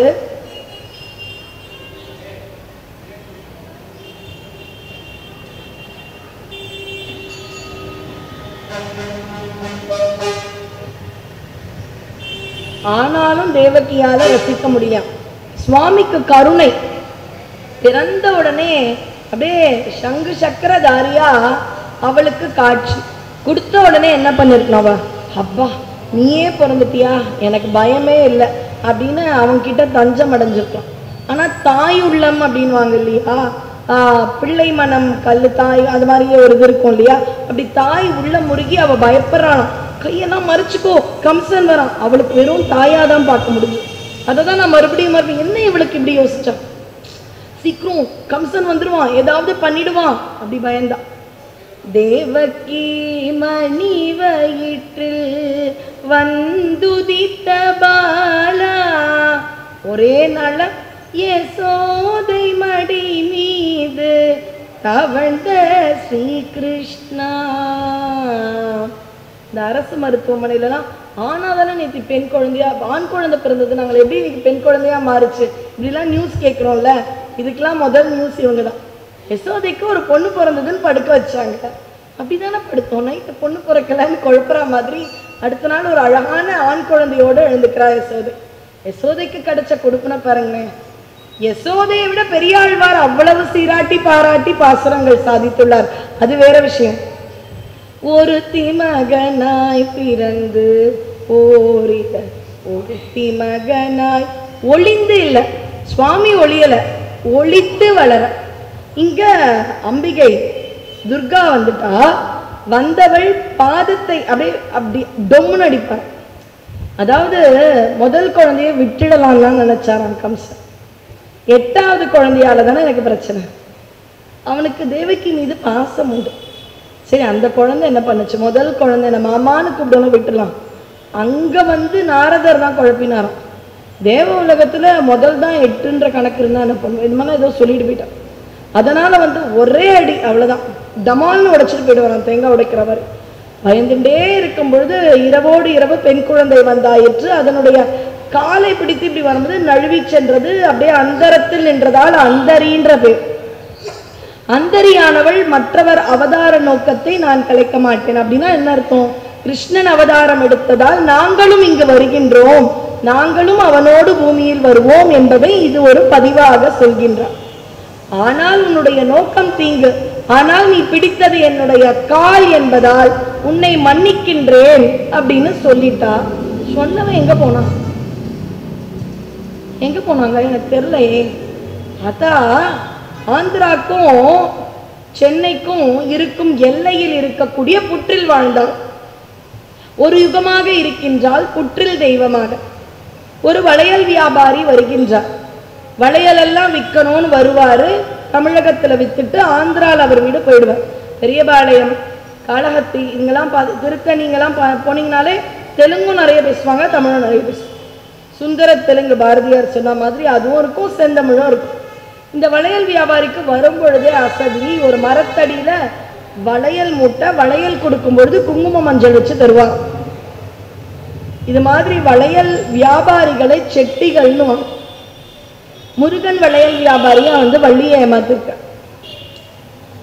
இனமென தொண்டரோடும் இனங்கிடும் செட்டி காக்க சண்முக கவசம்னு பாமன் சுவாமிகளால் அருளப்பட்ட ஒரு பாட்டு. 30வது 2 சுழி இன இனமென, அது பார்த்தீங்கன்னா உயிரெழுத்து மையெழுத்து வச்சு 30 பாட்டு வரும். அண்டமாய் அவனியாகி ஆதியாம் கைலை செல்வன் அப்படின்னு வந்து இனமென தொண்டரோடு. அதுல ஒரு வார்த்தை பாமன் சுவாமிகள் முருகரை போற்றுகின்றார். இனம் என தொண்டரோடு. அவரோட இனம் தொண்டர்கள். இனங்கிடும், ஒத்து போயிடுவாங்க. நமக்குள்ள பிரச்சனை இருந்தா okay let it be, I will be okay அப்படின்னு வரான். இல்ல இல்ல எனக்கு இப்படிதான்.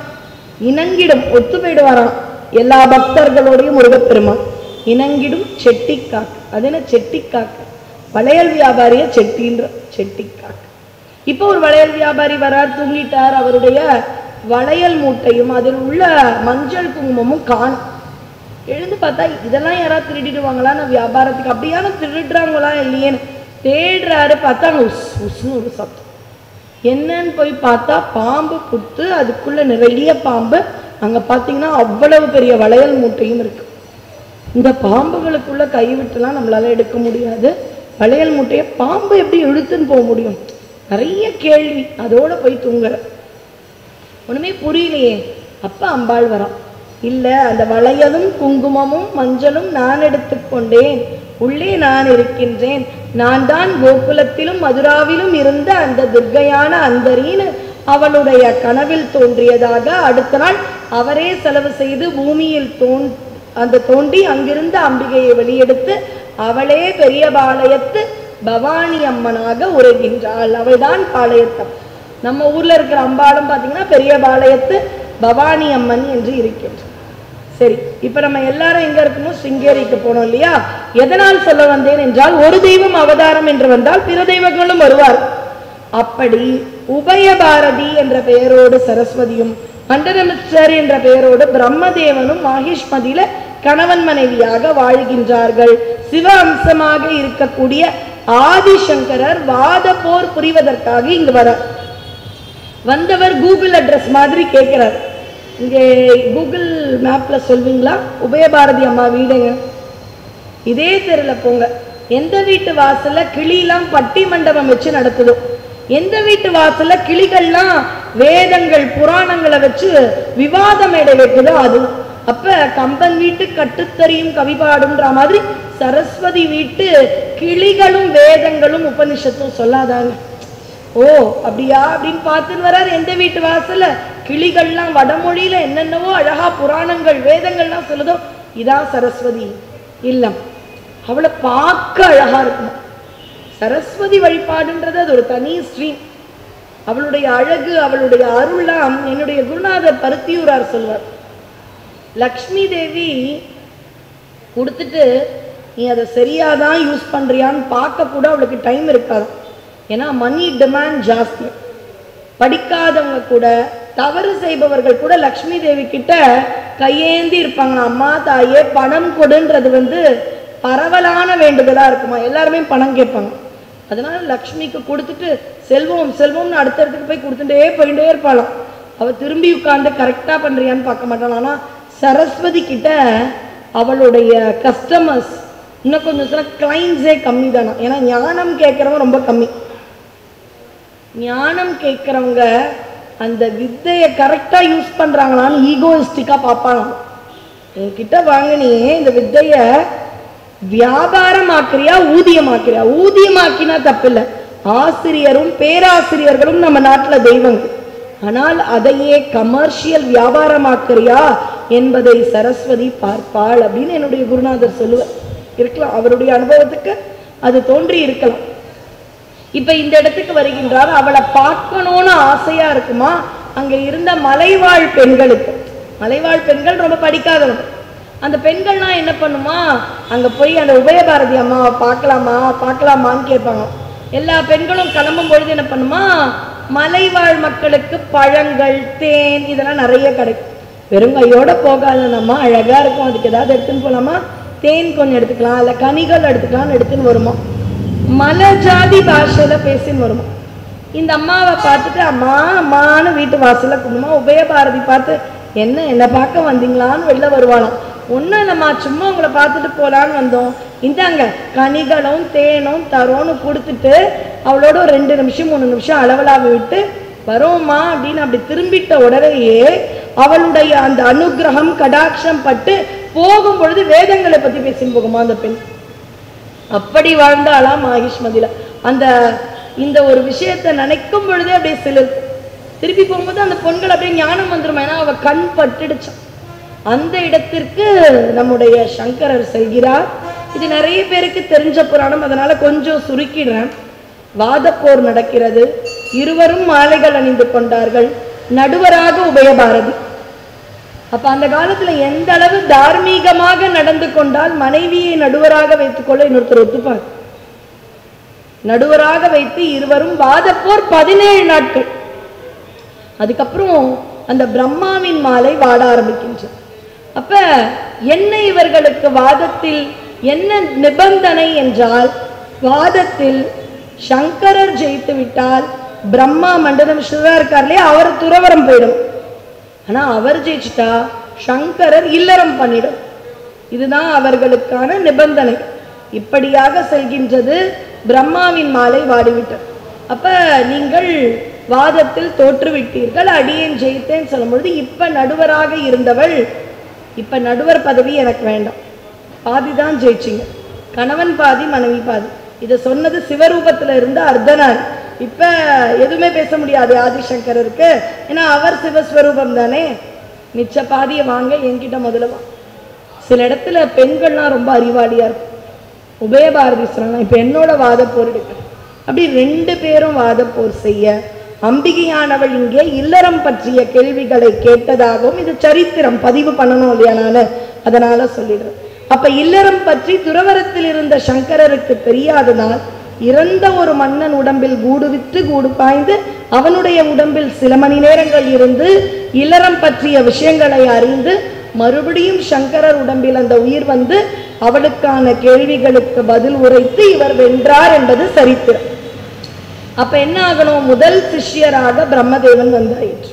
இப்ப இவ பெண்ணாச்சு, அவ சரஸ்வதி ஆச்சு. அதனால என்ன பண்ணலாம் அப்படின்னு தெரியல. அவ உடனே சொன்னான், உன் பின்னாடியே வரேன் சங்கரா, நீ போ, உன் பின்னாடியே உன்னை தொடர்ந்துட்டே வரேன், நான் எந்த இடத்துலயும் என்ன நீ திரும்பி பார்க்கிறா. சரிம்மா, பெண்களுக்கான மதிப்பை கொடுத்தார்கள்னு தெரிஞ்சுக்கணும். எவ்வளவோ இடத்துல அந்த பெண்களுக்கு மதிப்பு கொடுக்கவில்லை, பெண்களை கொடுமைப்படுத்துகிறார்கள் என்று இஸ்ரேல்ன்ற நியூஸ்லாம் பார்க்குறோம் இன்னைக்கு ரேட்டுக்கு. ஆனால் அந்த இடத்துல தோற்ற பெண்ணிற்கும் அவள் பெண்மையானவள் தாய்மையானவள் என்ற மதிப்பு நம்முடைய புராணத்தில் இருக்கு. இவர் நடக்க நடக்க கலீர் கலீர்னு ஒரு சதங்கையில் அவன் ஜல்லு ஜல்லு நடந்தவர் ஒரு இடத்தில். தற்போது இருக்கும் அந்த ரிஷ்ய ஸ்ருங்ககிரி அப்படின்னு சொல்லக்கூடிய ஸ்ருங்கேரியில் அங்கு ஒரு நிறை மாத தவளை முடியாம பிரசவ வலியில இருக்கு. வெயில் அவ்வளோ பிரசவ வலி கொடுமையில இருக்கு. அதுக்கு நிழல திடீர்னு வந்த பாம்பு கொடுக்கணும். பாம்புக்கு பிடித்த உணவு தவளை. இன்னொரு இடத்துல பார்த்தீங்கன்னா ரொம்ப ஃப்ரெண்ட்லியா புலியும் பசுவும் பேசிட்டே வருது. நிறை மாத பிரசவத்தின் தவளைக்கு பாம்பு நிழல் கொடுத்து நிழலையாவது கொடுத்து சூட்டை தணிக்கலாம். பிரசவ வலியை அவங்க தான் அனுபவிக்கணும், யாருமே வாங்கிக்க முடியாது. ஆனால் நிழலை கொடுக்கலாமே, சூடு தாங்கலையே அந்த தவளைக்குன்னு கொடுக்கறதுனால ஆதிசங்கரருக்கு இந்த இடம் அவ்வளோ ஒரு கண்ணு, இவ்வளோ கருணையா இருக்கு இந்த இடம். சில இடங்களுக்கே அந்த தன்மை உண்டு. என்னுடைய மாமி ஒருத்தங்க சொல்லியிருக்கேன் சிற்பொழிவில், அம்மா கேட்டிருப்பீங்கன்னு நினைக்கிறேன். திருவொற்றியூர் நெல்லிக்காய் பண்டாரம் தெருவில் இருக்காங்க. அந்த வழியாக தான் வள்ளல் சுவாமிகள் பாரிமுனையிலிருந்து தினம் தினம் திருவொற்றியூர் சென்று வடிவுடை அம்மனை தரிசிக்க போவாங்களாம். அவங்க தெரு வழியாக போவாங்க. இன்றைக்கும் அந்த தெருவில் சன்மார்க்க மையம்லாம் இருக்கு. ஆனால் என்னுடைய மாமி ரொம்ப நல்லா உபசரிப்பாங்க, குறைவே இல்லாமல். ஆனால் அதில் சின்னதாக ஒரு ப்ரைடுன்னு வாங்கல, பெருமையோட சொல்லிப்பாங்க, எங்கள் தெருக்கு பஞ்சம் வராதுங்கப்பா, என்றைக்குமே தானியங்களுக்கு குறை இருக்காது, நான் வள்ளல் சுவாமி போயிட்டு வந்த தெருன்னு சொல்லி. அப்படி சிலருடைய தாக்கங்கள் காலம் காலமானாலும் இருக்கும். அவர் சொன்னார் தர்மமிகு சென்னைன்னு. சென்னை தான் வந்தாரை வாழ வைக்கணும். எந்த ஊர்ல என்ன பிரச்சனைனாலும் கவலைப்படாத, விவசாயம் கை கொடுக்கலையா, தினக்கூலியில இருக்கியா, சென்னைக்கு போ, கொஞ்சம் படிச்சுட்டா கூட முன்னேறிடலாம். வேற நாட்டுக்கு போனோமா அதுக்கு சென்னை தான் நுழைவு வாய். உன் வாழ்க்கையை எந்த தரத்திற்கு முன்னேற்றிக் கொள்ளவும் தர்மம் செய்யும். சென்னையில பசி கொடுமையில இருந்தவங்கலாம் கிடையாது. இதுதான் வள்ளல் சுவாமிகள் தெய்வமணி மாலைன்னு ஒரு பாட்டு எழுது. நீருண்டு பொழிகின்ற காருண்டு நிலனுண்டு பலனும் உண்டு நிதியுண்டு துதியுண்டுன்னு போடுறார். அதாவது இதை நான் ஒரு இடத்துல பேசினேன். நமக்கு எப்படி ரொம்ப கஷ்டத்துல நம்ம எல்லாருமே ஏதோ ஒரு தருணத்துல இருந்தோம்னா, அப்ப சுவாமி கிட்ட விடாம நம்ம அம்மா அப்பா அக்கா அண்ணா ஏன் நாம கூட வேண்டி வேண்டி வேண்டி வேண்டி ஒரு சமயத்துல நிதி வந்துடும். அப்படின்னா என்ன, வாழ்வாதாரம் வந்துடும். அப்ப துதி உண்டு நிதி உண்டு தானே அவர் பாடியிருக்கணும். ஆனா அவர் வைசி வர்ஸா பாடியிருக்கார், நிதி உண்டு துதி உண்டு. அது ஏன் அப்படின்னு யோசிக்கும் பொழுது அடியனுக்கு தோன்றிய வியாகியானத்தை சொல்றேன். எதுவுமே இல்லாத போது பக்தி இருக்கிறது பெருசு. நிதி வந்தப்புறம் அந்த தாழ்மையா பணிவா பக்தி இருக்கணும் பாருங்க, அதுதான் பெருசு. அதனாலதான் துதி வேண்டும் நிதி வேண்டும்னு வைக்கல, நிதி வேண்டும் துதி வேண்டும். பணம் வந்தப்புறமா உன்னை நான் மறக்கக்கூடாது. அந்த பணம் சரியான வழியில சம்பாதிச்சு சரியான வழியில தர்மத்துக்கு குடமுழுக்கு அன்னதானம் இப்படி போனோம். நீர் உண்டு. ஒரு ஊர்னா என்ன, அதாவது அவர் பாடின இது இந்த ஒரு சக்தி பீடத்திற்கான விஷயம் இல்லைனாலும் ஒரு 2 நிமிடம். ஒரு ஊர்னு இருக்கணும்னா அன்னைக்கு சொல்லியிருக்கோம் இல்லையா, ஒரு வாட்டர் சிவிலைசேஷன் இருக்கணும். எல்லாமே நதிகளுடைய நாகரிகங்கள்னு சொல்வாங்க. அப்படி முதல்ல ஊருக்கு என்ன வேணும், நீர் உண்டு. சரி, அந்த நீர் எப்பவுமே இருக்கணும்னா ஒழிகின்ற கார் உண்டு, மழை வேணும். அதுக்கப்புறம் நிலன் உண்டு, வளமையான நிலங்கள், அது விளைச்சல் கொடுக்கணும், பலன் உண்டு. நீர் உண்டு, பொழிகின்ற கார் உண்டு, நிலன் உண்டு, பலனும் உண்டு. அதுக்கப்புறம் காசு நிறைய வந்துடும், பலன் விளைச்சல் கிடைச்சா வியாபாரமாக்குவேன், நிதி உண்டு. துதி உண்டு சொல்ல, நல்லா விளைச்சல் கொடுக்கணும் நல்லா விளைச்சல் கொடுக்கணும், துதி உண்டு நிதி உண்டுன்னு பாடியிருக்கலாம். இல்லை, விளைச்சல் குடிச்சிச்சு நிதி பயணம். நிதி வந்துட்ட உடனே நீ கடவுளை மறக்கிற பாரு, அதுதான் தவறு. முன்னாடி வேண்டியோ வேண்டியோ தெரியல, ஆனா நிதி வந்தப்புறம் அந்த நெற்களஞ்சிய மாதிரி பணிவானி இருக்கும். அதனால நிதி உண்டு துதி உண்டு. இன்னைக்கும் பாத்தீங்கன்னா அந்த இடத்துல இருக்கக்கூடிய செட்டிமார்கள் பல பேர் பரம்பரையா பணக்காரர்களா இருப்பாங்க. ஆனா அவங்க எல்லாம் பாத்தீங்கன்னா முதல்ல இறைப்பணிக்காக நிறைய வச்சிருப்பாங்க. அந்த குடியை எந்த குடியும் உயர்த்தல தாழ்த்தல, எல்லா குடிகளிலுமே நிரம்ப ஆன்மீக செல்வர்கள் இருக்கிறார்கள், எல்லா குடிகளிலும். ஆனால் நகரத்தார்கள்னு இருப்பாங்க, அவர்கள் மாதிரி வெளிநாட்டுக்கு நிதியோட ஆன்மீகத்தை எடுத்துன்னு போனவங்க கிடையாது. அதை ஒத்துக்கணும். அதனால்தான் அவர் பாடும்போது நிதியுண்டு துதியுண்டு, அதுதான் நல்ல துதி, நிதியுண்டு துதியுண்டு. இப்ப இந்த இடத்துக்கு வராங்க. இந்த இடத்துல வந்த உடனே கருணை, அன்பு எல்லாமே இருக்கக்கூடிய இடமாக தெரிகிறது சங்கரருக்கு. அந்த சலங்கை ஒலி நின்று போயிட்டு, இன்னும் அவ வரலையா, திரும்பலாமா கூடாதா, இன்னும் கொஞ்சம் நடந்து பார்க்கிறார். எல்லா உயிரினங்களும் அன்பா இருக்கேன், எனக்கே இந்த இடம் ரொம்ப பிடிச்சிருக்கு, இவ வந்தாளா இல்லையா, சலங்கை ஒலி கேட்கலையே. உபயபாரதி என்ன பண்றா, திரும்பி பார்த்துடலாமா, பார்த்து சங்கரா திரும்பி பார்த்துட்டா நான் இங்க அந்த பாறையின் மீது அவளின் பீடம் அமைத்து சாரதை பீடம் என்று அந்த இடத்தில் பிரம்மதேவனையே முதல் மடாதிபதி, அவர் தானே நல்லா பார்த்துக்க முடியும் சரஸ்வதியை, மடாதிபதியாக அமைத்து சாரதை பீடம் என்று சிங்கேரியில் இன்றளவும் சரஸ்வதி தேவியானவள் ஆட்சி புரிகின்றார். அப்படி ஒரு அற்புதமான சாரதை பீடம் நவராத்திரி நாட்கள்ல அவ்வளவு விமரிசையா இருக்கும். இந்த சாரதை பீடம்னா நிறைய பேர் பார்த்தீங்கன்னா வைஷ்ணவோ தேவியை பத்தி நேற்று பேசணும். உச்சியில இருக்கா வைஷ்ணவோ தேவி, பலருக்கும் குலதெய்வம். குஜராத், ஹரியானா, சத்தீஸ்கர், சண்டிகர், டெல்லி, ஹிமாச்சல் நிறைய இடங்களில் அவள் குலதெய்வமாக இருக்கின்றாள். நாளைக்கு ஜுவாலாமுகி பார்க்கணும். ஜுவாலாமுகி கயா, அதாவது 3 பீடங்கள் கண்டிப்பா அனைவரும் தெரிந்து கொள்ள வேண்டுமா. ஒன்று காமாக்யா, முதல் நாளே தெரிஞ்சுட்டோம். இன்னொன்று கயா, இன்னொன்று உஜ்ஜயினியும் நம்ம அனுபவிச்சோம். கயா ஒன்று, கயா ஜுவாலாமுகி நாளைய தினம் கூட. இன்னும் ஏதாவது ஒரு பீடம், நிறைவு நாள் கண்டிப்பா சாமுண்டீஸ்வரி, அவளை வணங்கும் பீடமும் இன்னும் ஒரு பீடமும் என்று இறையருளாலும் குரு அருளாலும் நம்ம நினைச்சிருக்கோம். நாம் அனைவரும் இந்த 9 நாட்கள் இல்ல, தச மகாவித்யா மாதிரி 10 நாட்கள் அம்பிகையோடு இருக்கின்றோம். இன்று சரஸ்வதிக்கான தினம் என்பதால் அடியேன் சாரதை பீடத்தில் இன்று நிறைவு செய்கின்றேன். இதுகாரும் கேட்ட உங்களது வாழ்வில் முப்பெரும் தேவியரும் இறைவனோடு எல்லா அருளையும் தர வேண்டும். கலையாத கல்வியும் குறையாத வயதும் ஒரு கபடுவாராத நட்பும் கன்றாத வளமையும் குன்றாத இளமையும் கழுப்பினி இல்லாத உடலும் சலியாத மனமும் அன்பு அகலாத துணையும் தவறாத சந்தானமும் தாழாத கீர்த்தியும் மாறாத வார்த்தையும் தடைகள் வாராத கொடையும் தொலையாத நிதியமும் கோணாத கோலும் ஒரு துன்பம் இல்லாத வாழ்வும் தூயனின் பாதத்தில் அன்பும் உதவி பெரிய தொண்டரோடு குட்டுக்கண்டாய் அலையாழி அரிதியிலும் மாயனது தங்கையே ஆதி கடவுரின் வாழ்வே அமுதீசர் ஒருபாக மகளாத சுகபாணி அருள்வாமி அபிராமி. வான்முகில் வழாது பெய்க மலிவளம் சுரக்க மன்னன் கோன்முறை அரசு செய்க குறைவிலாது உயிர்கள் வாழ்க நான் மறை அரங்கள் ஊங்க நற்றவம் வேள்வி மல்க மேன்மை கொள் செய்வ நீதி விளங்குக உலகமெல்லாம். நன்றி, வணக்கம். இந்த தகவல் உங்களுக்கு பிடிச்சிருந்தா லைக் பண்ணுங்க, உங்க ஃப்ரெண்ட்ஸுக்கு ஷேர் பண்ணுங்க, மறக்காம எங்க சேனலுக்கு சப்ஸ்கிரைப் பண்ணுங்க.